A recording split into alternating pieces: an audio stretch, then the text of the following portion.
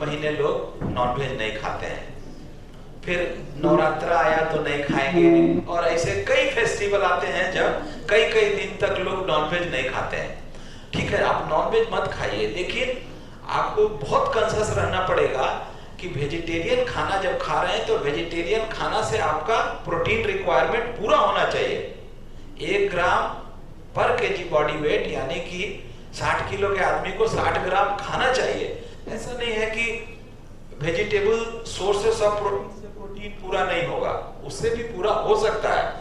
तो आपको ये जानना पड़ेगा कि हम आजकल नॉनवेज नहीं खा रहे हैं, तो हम थोड़ा सा दूध ज्यादा खाएं, दही खाएं, पनीर खाएं, थोड़ा दाल से रिलेटेड जो फूड आइटम है उसको ज्यादा खाएं, सोयाबीन ज्यादा खाएं, इन चीजों को ज्यादा खा के प्रोटीन पूरा करें। लेकिन लोग क्या करते हैं कि हैबिट पुरानी है, बस वही दाल चावल सब्जी खाएंगे और नॉनवेज खाना बंद कर दिया, तो अब पूरे 1 महीने श्रावण में उनका प्रोटीन रिक्वायरमेंट पूरा नहीं होता। ये बहुत बड़ी समस्या है। Serial based food culture, balance diet हमारे शरीर को, आप एक बात जानते हैं, जैसे कि हम कुछ भी खा रहे हैं, चिकन राइस खा ले तो हमारे आंख को मालूम है कि हम चिकन खा रहे हैं, हमारे ब्रेन को मालूम है कि हम चिकन खा रहे हैं, हमारे टंग को भी पता चलता है कि हम चिकन खा रहे हैं, लेकिन जैसे वो गले को क्रॉस करता है तो नीचे जो हमारा पाचन तंत्र है वो सोचता है कि यहाँ पे कुछ फूड आइटम आ गया है, चिकन आया, अंडा आया, चावल आया, गेहूं आया, रोटी आया, उसको कुछ पता नहीं है। वो सोचता है कि हमारे पास कुछ फूड आइटम आया और उसमें क्या क्या चीज है, तो वो मेरा बॉडी उसको रिकॉग्नाइज करता है कि इसमें प्रोटीन आया है, कार्बोहाइड्रेट आया, फैट आया, और वहां पे आप बॉडी उसको डाइजेस्ट करता है, उसी से बॉडी को प्रोटीन मिलता है, कार्बोहाइड्रेट मिलता है और फैट मिलता है। तो आप जिस तरह का खाना खाएंगे इससे नीचे उसी तरह का मैक्रोन्यूट्रिएंट का अवेलेबिलिटी होगा। अगर आप सिर्फ भात दाल खाएंगे तो उसको कार्बोहाइड्रेट बहुत मिला, इधर प्रोटीन बहुत कम मिला। आप चिकन राइस खाएंगे तो उसको प्रोटीन भी मिलेगा, कार्बोहाइड्रेट भी मिलेगा, फैट भी मिलेगा। तो बैलेंस डाइट खाना आपका काम है, तभी हमारे शरीर को बैलेंस फूड मिलेगा, प्रोटीन, कार्बोहाइड्रेट, फैट, तीनों चीज मिलेगा। प्रोटीन के बारे में थोड़ा सा मिसकंसेप्शन है लोगों का, और इसलिए भी प्रोटीन थोड़ा कम खाते हैं। जैसे कि अभी आपने वो सर्वे में देखा था, लोग सोचते हैं कि प्रोटीन अच्छी चीज नहीं है। अफोर्डेबिलिटी ये भी एक कारण है, जो गरीब तबका है सोसाइटी का, वो उनको शायद ये महंगा लगता है, इस कारण से थोड़ा प्रोटीन कम खाते हैं। लेकिन आपको बता दें कि वैसे लोगों में नॉलेज की कमी है। अगर वो अंडा खाएं तो अंडा बहुत सस्ता प्रोटीन है, अगर वो सोयाबीन खाएं तो सोयाबीन बड़ा सस्ता प्रोटीन है। तो ये सब चीज यहाँ पे अवेलेबल है। तो अब कार्बोहाइड्रेट, प्रोटीन, फैट की बात कर रहे थे। मनुष्य के खाने में क्या क्या चीज होना चाहिए? Protein, carbohydrate, fat, water, mineral, vitamin और फाइबर। साइंस यही कहता है कि इन चीजों का एक परफेक्ट बैलेंस बना के हमको खाना खाना चाहिए। प्रोटीन का काम क्या है? बॉडी बनाना, बॉडी का बिल्डिंग करना, मसल बनाना, या हमारे शरीर में जितनी स्ट्रक्चरल चीज है, हमारे शरीर में जो भी चीज दिखता है वो सब प्रोटीन से बना हुआ है। और कार्बोहाइड्रेट क्या, अगर आप अंडा खाया तो कितना प्रोटीन हो गया, यहां से कैलकुलेट कर सकते हैं। चिकन में कितना, मटन में, फिश में कितना है, और यहाँ पे दाल, चना, राजमा, सोया बड़ी, टोफू, चावल, दाल, इसमें कितना प्रोटीन है। 100 ग्राम आप वजन करके घर में पता लगा सकते हैं कि मैंने कितना खाया, उसमें कितना प्रोटीन मिला। इसको एक और फैक्टर से आपको देखना पड़ेगा कि ये यहाँ लिखा हुआ है पीडीकास। पीडीकास का मतलब क्या होता है? मतलब हर खाने की डाइजेस्टिबिलिटी कितनी है, कितना वो पचता है। हर खाना आप 100 ग्राम खाएंगे तो 100 ग्राम पूरा नहीं पचता। पूरा नहीं पचता है नेचुरली, मतलब हमारा शरीर वैसा बना हुआ है। और उस खाना को खाने के बाद आप देख लीजिए, अंडा पूरा का पूरा पच जाएगा, चिकन 96%, मटन 92%, दाल 73%, चावल 60%, रोटी 60%। तो मतलब जब हम 100 ग्राम खाते हैं कोई चीज को, और जैसे कि आप राइस में 8% प्रोटीन है, तो 100 ग्राम खाए तो 8 ग्राम प्रोटीन मिल गया, उसमें 60% डाइजेस्टिबिलिटी है। तो 8 का 60% कितना हुआ, मतलब डाइजेस्ट होने के बाद हमको 100 ग्राम चावल से मात्र 5 ग्राम प्रोटीन मिला। महेश लामीछाने जी, हम आपसे बस यही जानना चाहते हैं कि कल ब्रेकफास्ट, लंच, डिनर में या बीच बीच में भी अगर कुछ खाए होंगे तो क्या खाए, और उसका हम प्रोटीन कैलकुलेशन करते हैं कि आप जो खाए वो आपका प्रोटीन रिक्वायरमेंट पूरा करता है या नहीं करता है। ठीक है, कैलकुलेट करेंगे। आपका वजन कितना है? 66 kg। और आप बहुत एक्टिव आदमी है या नॉर्मल लाइफ जीते हैं? बहुत एक्टिव। कितना एक्सरसाइज करते हैं? 1 घंटा। तो देख लीजिए, नॉर्मल आदमी को 1 ग्राम पर केजी बॉडी वेट खाना चाहिए। तो ये जो 1 घंटा एक्सरसाइज अगर करते हैं एक्टिवली, तो इनको 1.1 या 1.2 भी, अब ये इनको डिसाइड करना है थोड़ा कि बॉडी कहां पे जाके एडजस्ट होता है। तो इनका बॉडी वेट 66 है, 66 इंटू 1.1 कितना हुआ? लगभग 72 ग्राम प्रोटीन को खाना चाहिए। अब आप ये बताइए कि सुबह कल ब्रेकफास्ट में क्या खाए थे?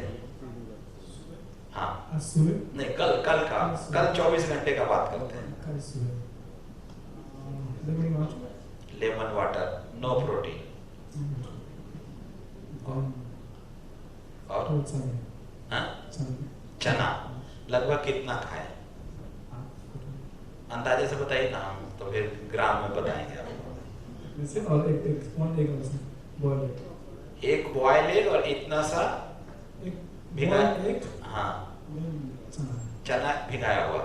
ठीक है, अगर आप समझ लीजिए कि एक बॉल में इतना सा चना है, तो एक्चुअली वो करीब करीब 30-40 ग्राम के आसपास चना होगा, जिसको कि आप भिगाएंगे तो इतना सा हो जाएगा। तो वेट वो भीगे हुए चने करे और नहीं, सूखा हुआ चना से ना, अब बाकी तो उसमें पानी ऐड हो गया ना, तो हम सूखा हुआ चना का प्रोटीन कैलकुलेट करेंगे और उसके हिसाब से जानेंगे कि आप कितना। तो अंडे से तो 6.5 ग्राम प्रोटीन मिल गया, मान लिया। ठीक है, एक अंडे का साइज यहाँ पे 65-70 ग्राम का होता है और अंडे में 13% प्रोटीन होता है, तो लगभग 6.5 या 7 ग्राम भी हो सकता है। तो एक आदमी लिखिए जरा, इसको याद नहीं रहेगा कि अंडे से 7 ग्राम प्रोटीन मिल गया इनको। चना ये करीब 30 ग्राम खाए, चना में लगभग 22% प्रोटीन है और डाइजेस्टिबिलिटी 73% है। तो कैलकुलेट करके बताइए कि कितना प्रोटीन मिला इनको। कोई आदमी थोड़ा जल्दी करिए। 30 ग्राम का 22% और उसका 73% कितना हुआ? हाँ? कितना? 1.5 नहीं, इतना कम नहीं होगा। जैसे कि 22% है, उसका 30% हुआ 6.5 ग्राम और उसका 73%। डाइजेस्टिबिलिटी तो 73% है ना। हम जो खाएंगे नहीं पचा, उसको काउंट करने की कोई जरूरत नहीं है। अगर वो काउंट करेंगे तो फिर फॉल्स कैलकुलेशन हो जाएगा। तो 6.5 का 73% 4.8 या 5 ग्राम मान लेते हैं, तो 7-5 12 ग्राम इनका हुआ। और ब्रेकफास्ट में कुछ खाए थे क्या? बस लंच में दाल, राइस, दाल, तरकारी। तो राइस कितना खाए? ठीक है, तो एकदम से इतना भी 100 ग्राम से ज्यादा नहीं होता है। एकदम से इतना खाते हैं ना हम लोग, वो भी 100 ग्राम से ज्यादा नहीं होता है। तो 100 ग्राम में लगभग 4-5 ग्राम, 100 ग्राम में 8 ग्राम, उसकी डाइजेस्टिबिलिटी फिर निकाल देंगे तो 4-5 ग्राम मिलता है प्रोटीन। दाल कितना खाए? आधा कटोरा दाल खाए तो आपको बताएं, आप बहुत दाल खाइएगा ना तब ज्यादा से ज्यादा आप एक बार में 30 ग्राम दाल खा सकते हैं। कभी ट्राई करके देखिएगा घर में। हमको लगता है कि हम दाल बहुत खा रहे हैं और हमारा प्रोटीन रिक्वायरमेंट पूरा होता है, लेकिन घर में कभी ट्राई करके देखिए कि 100 ग्राम जब पकाते हैं तो कितना ज्यादा बनता है और उसमें से आप कितना खा सकते हैं।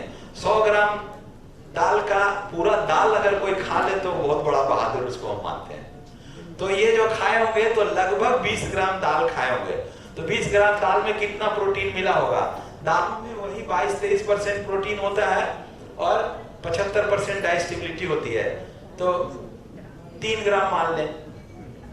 तो राइस से इनका 5 ग्राम, दाल से 3 ग्राम और सब्जी में कुछ भी नहीं मिला होगा। अगर हरी सब्जी खाएंगे तो कुछ भी नहीं मिला। तो लंच में 6 और 3 9 ग्राम प्रोटीन, ब्रेकफास्ट में 12 ग्राम प्रोटीन। ये आदमी जिंदा कैसे है पता नहीं, कैसे चल रहा है। अब डिनर में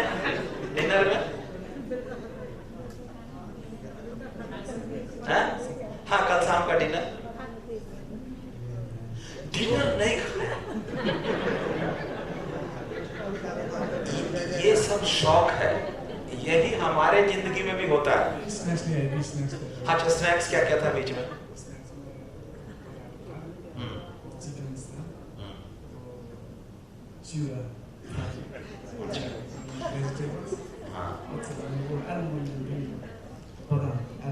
अच्छा ठीक है, तो अब ये चूड़ा खाए कल पार्टी।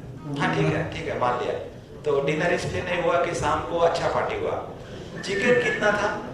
चिकन वो था 100 ग्राम चिकन से 27 ग्राम प्रोटीन मिल गया। उसका डाइजेस्टिबिलिटी 96 है तो 26 ग्राम मिल गया। 26 भी कैलकुलेट करिए। उसके बाद चिवड़ा कितना खाए होंगे? 5 चम्मच, तो बहुत कम होगा। वो मेरे ख्याल से 20-25 ग्राम चिवड़ा होगा और उसके लिए 1 ग्राम प्रोटीन लिख दीजिए, ज्यादा मत लिखिए। इसके बाद आलमंड कितना खाए? 5-6 चम्मच। 5-6 चम्मच आलमंड का मतलब है कि वो करीब 30-40 ग्राम हो रहा है और आलमंड में लगभग 30% प्रोटीन होता है, तो वो कैलकुलेट कर लीजिए। तो करीब 7-8 ग्राम इनको आलमंड से मिला होगा। 26 ग्राम चिकन से मिला, चिवड़ा से 1 ग्राम मिला। और क्या खाया? वेजिटेबल जो स्नैक्स में खाया उससे कुछ भी नहीं मिला। और फ्रूट सलाद और ग्रीन सलाद दोनों में कोई प्रोटीन नहीं है, हम लोग डिस्कस कर चुके हैं। आप बीच में चाय वाय पिए क्या? चाय बिल्कुल नहीं पिएंगे, क्योंकि चाय जब हम पीते हैं तो दूध उसमें डलता है, तो वहां से भी थोड़ा बहुत प्रोटीन आता है, उसको भी कैलकुलेट होता है। मोमो कौन सा था, वेज या नॉन वेज? चिकन मोमो था। तो मोमो के बारे में हम बताएं आपको कि अगर आप एक पोर्शन मोमो खाते हैं तो वो पूरा पोर्शन पूरा जोड़ेंगे, कैलकुलेट करेंगे तो लगभग 300 ग्राम रहता है।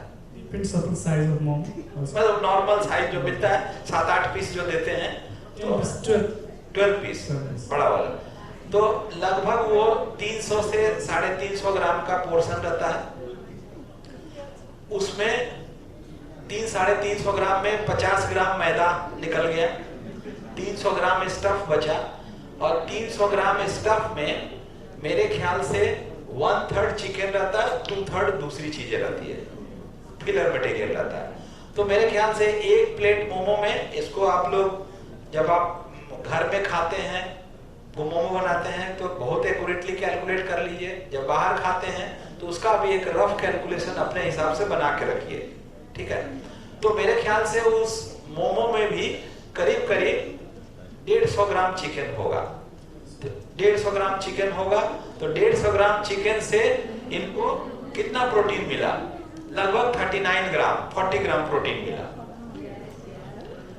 तो अब इनका मॉर्निंग में ब्रेकफास्ट हमने देख लिया, लंच देख लिया, एक बार मोमो खाए वो भी देख लिया, और शाम को वो वेजिटेबल खाए, स्नैक्स खाए और चिकन खाया, वो सब कैलकुलेट किया। तो बताइए कितना प्रोटीन था?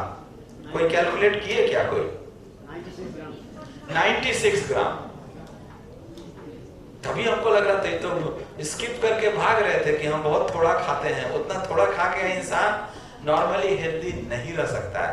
तो 96 ग्राम का मतलब है कि ये थोड़ा ज्यादा प्रोटीन खा रहे हैं। इनको 72 ग्राम खाना चाहिए था। ये यंग है, इनको पता नहीं चलता है, लेकिन आज से ये इस डिसिप्लिन को मेंटेन करेंगे तो यही बंदा 70 साल की उम्र में 50 का दिखेगा।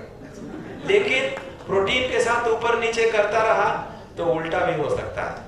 Thank you very much. तो आपको थोड़ा सा कैलकुलेशन समझ में आया होगा कि हमको उहाँको प्रस्तुति अझ हामीलाई सुनिरहन मन थियो, तर समयको बावजुदले गर्दाखेरि हामीले छिट्टै सघाउनुपर्ने अवस्था रहन गयो र उहाँको प्रस्तुतिलाई विशेष धन्यवाद गर्दै टोकन अफ लभ प्रदान गरिदिनुहुन आजको यस कार्यक्रमका प्रमुख अतिथि प्राध्यापक डाक्टर किशोरी प्रसाद ढकालज्यूलाई हार्दिक आग्रह गर्न चाहन्छु।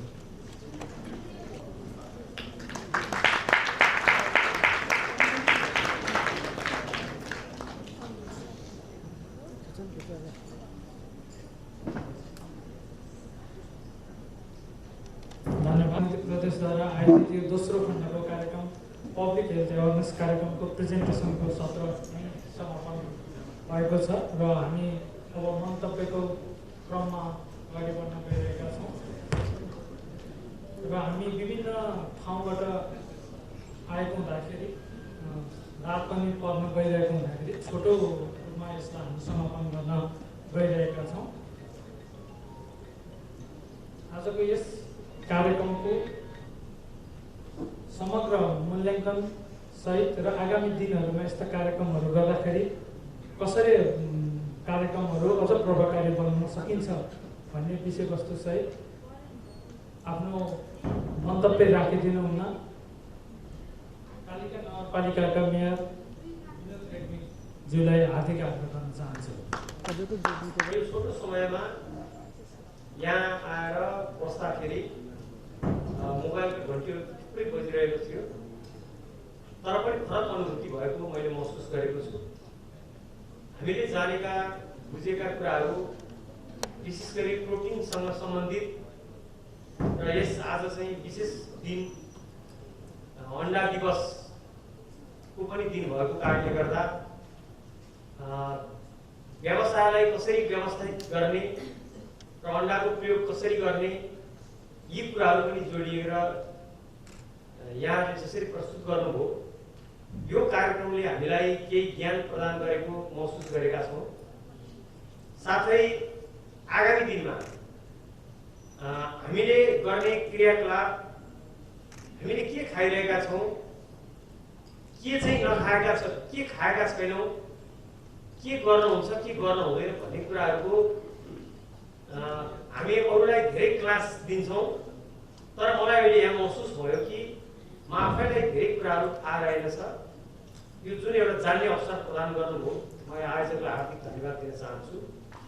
यस्तो प्रकारका कार्यक्रमहरू आगामी दिनमा पनि गरेर जनचेतना लिएर र सबभन्दा ठुलो महत्त्वपूर्ण कुरो स्वास्थ्य हो।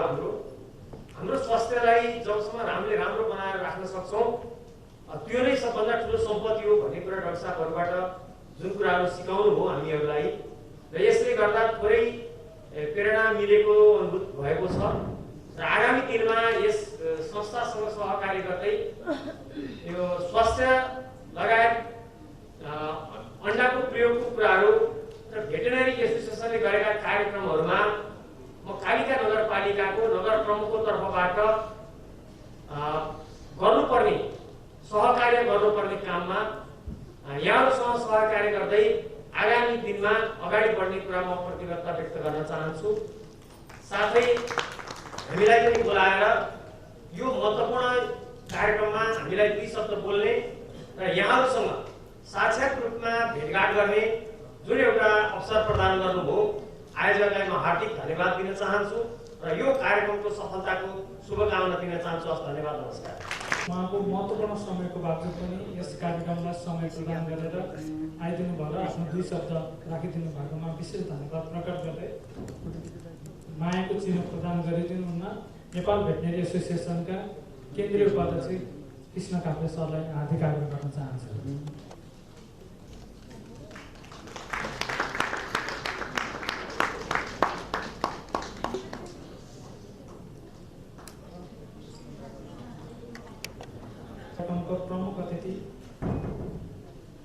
कृषि तथा वन विज्ञान विश्वविद्यालयका पूर्व कुलपति प्राध्यापक डाक्टर ईश्वरी प्रसाद ढकालज्यूलाई आजको यस कार्यक्रम सम्बन्धी रहेर र आगामी दिनहरूमा नेपाल भेटनेरी एसोसिएसनले के कस्ता कार्यक्रम क्रियाकलापहरू अगाडि बढाउँदा उपयुक्त हुन्छ मार्गदर्शनसहित आफ्नो भनाइ राखिदिनुहुन हार्दिक आग्रह गर्न चाहन्छु।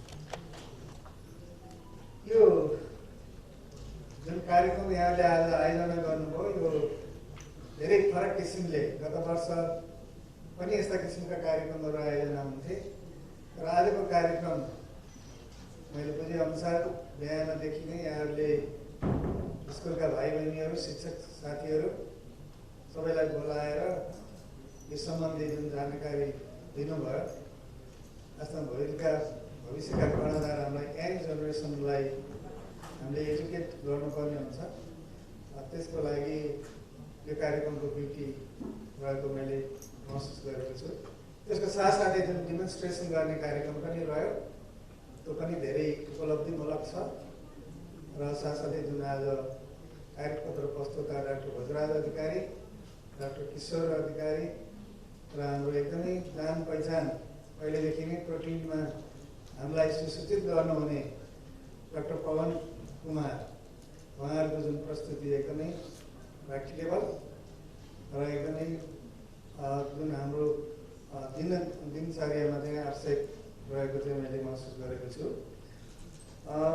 यसको साथसाथै यो वर्षको विश्व अंडा दिवसको थिम रहेछ एक्स फर बेटर लाइफ र यहाँका प्रस्तुत गर्ने साथीहरूले पनि कसरी हामी हेल्दी लाइफ, क्वालिटी लाइफ गर्न सक्छौँ त्यसको लागि प्रोटिनको आवश्यकता र विशेष गरेर अन्डाको आवश्यकतालाई उहाँहरूले धेरै राम्रोसँग प्रकाश पार्नु भएको छ।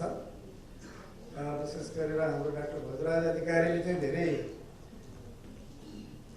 छोटकरीमा भए पनि उहाँले अन्डाको अथवा प्रोटिनको महत्त्वको बारेमा यसले जुन शरीरमा मसल डेभलपमेन्ट, बोनको डेभलपमेन्ट गर्नेदेखि लिएर जेनरल डेभलपमेन्ट थुप्रै एक्टिभिटिजहरूमा चाहिँ यो चाहिँ प्रोटिनको महत्त्व रहने डिजिजलाई नै उहाँले चाहिँ क्लासिफाई गरेर कन्टेजियस, नन कन्टेजियस डिजिजको रूपमा अहिले नन कन्टेजियस डिजिजहरू बढी लागेको र हाम्रो यो डाइटको कारणले नै यो चाहिँ हुन गएको भन्ने लाइनमा चाहिँ प्रकाश पार्नुभएको थियो भने डाक्टर किशोर अधिकारीले चाहिँ हाम्रो यो इम्युनिटी सम्बन्धी र प्रोटिनले इम्युनिप्रेसन अथवा इम्युनो कम्प्रोमाइज पर्सनमा कसरी चाहिँ कार्य गरेको हुन्छ त्यो सम्बन्धी जानकारी गराउनु भएको थियो।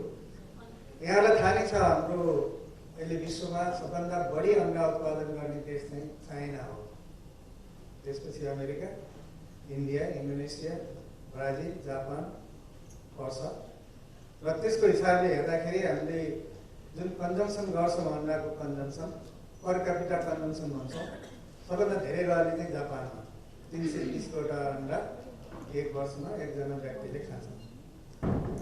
त्यसपछि चाहिँ अमेरिकनहरूले खान्छन् 288, त्यसपछि चाइनिजहरूले 279, हामीले जम्मा 48-50वटा अन्डा अहिलेसम्मको डाटा अनुसार एकजना व्यक्तिले वर्षभरिमा 48वटा अन्डा खाने भनेको हाम्रो जुन प्रोटिनको कन्जम्सन हो, एकको कन्जम्सन हो, त्यो चाहिँ धेरै न्यून रहेको छ। यसलाई हामीले उकास्न पर्ने छ। जुन डाक्टर साहबले भनिसक्नुभएको छ दिनको 2टा प्रेग्नेन्टलाई एकदमै आवश्यकता, बच्चाहरूमा पनि मालन्युट्रिसनको प्रब्लम हुने भएको हुनाले त्यसलाई पनि हामीले चाहिँ सोच्नुपर्ने छ। एकदमै राम्रो अन्डाको कम्पोजिसन यहाँले भन्दा एक व्हाइट एक योग छ, त्यसमा विभिन्न किसिमका भाइटामिनहरू, vitamin B12, B2, vitamin A, मिनरलहरू पनि हुन्छ यसमा, क्याल्सियम, म्याग्नेसियम, आइरन, सेलेनियम। यी तत्त्वहरूले पनि फेरि हाम्रो बडीलाई धेरै नै विकास गर्न मद्दत पुर्याउँछ। यो हामीले महसुस गरेकै हो। अस्ति विभिन्न रोगहरू अहिले नयाँ नयाँ इमर्जिङ डिजिजहरू आइरहेका छन् र त्यसले हाम्रो शरीरमा इम्युनो सप्रेसन गर्छ, इम्युनिटी डाउन गर्छ, रोगसँग लड्न सक्ने शक्ति कम गर्छ।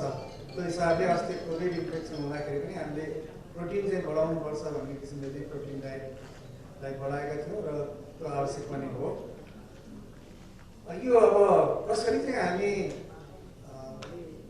लङ लाइफसम्म हाम्रो जीवनयापन गर्न सक्छौँ, हेल्दी अथवा क्वालिटी लाइफ कसरी बनाउन सक्छौँ, त्यसमा चाहिँ प्रोटिनको कति रोल रहेछ भन्ने कुरा डाक्टर पवन कुमारले धेरै राम्रोसँग उहाँको अझै सुन्नुपर्ने प्र्याक्टिकल चिजहरू चाहिँ उहाँले अझै बताउन भ्याउनु भएन।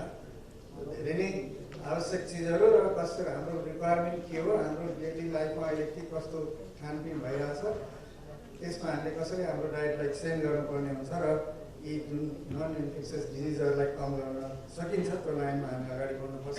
जहाँसम्म यो इन्डस्ट्रीको कुरो छ, यो आत्मनिर्भर देशको एउटा कृषि सेक्टरमा आत्मनिर्भर भएको चाहिँ उद्योग हो। तर यसले अझै पनि धेरै उत्पादनमा बढी चाहिँ जोड दिनुपर्ने छ।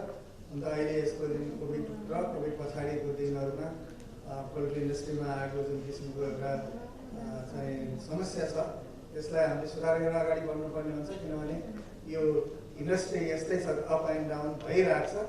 हामीले कन्टिन्युटी दिनुपर्छ इन्डस्ट्रीमा। Ultimately we win the race.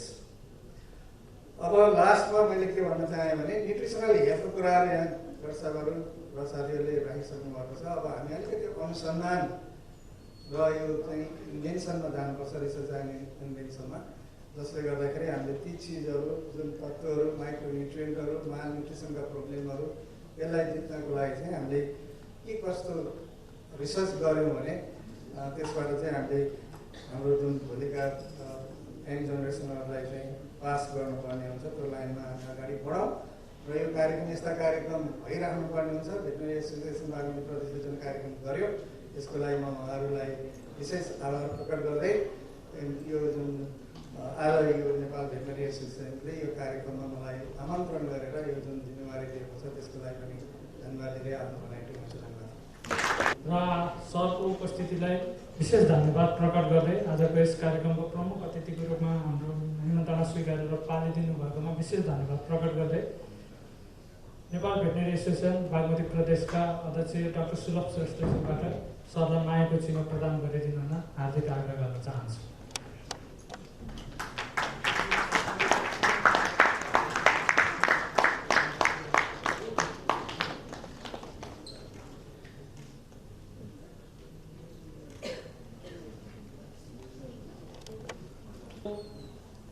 विश्व अन्डा दिवसको अवसरमा हामीले 2 खण्डमा कार्यक्रम आयोजना गरेका थियौँ। पहिलो खण्डमा स्कुलका विद्यार्थीहरूलाई अवेरनेस कार्यक्रम थियो भने दोस्रो खण्डमा हामी पब्लिक, हामी गार्जेनहरूलाई नै भनौँ, जुन बालबालिकाको हामी गार्जेन रहेका छौँ, उहाँहरूलाई अवेरनेस होस् भन्ने हिसाबबाट चाहिँ हामीले विभिन्न स्टेक होल्डरहरूको प्रतिनिधित्व गरेर, सङ्घ संस्थाहरूको प्रतिनिधित्व गरेर हामीले बोलाएका थियौँ।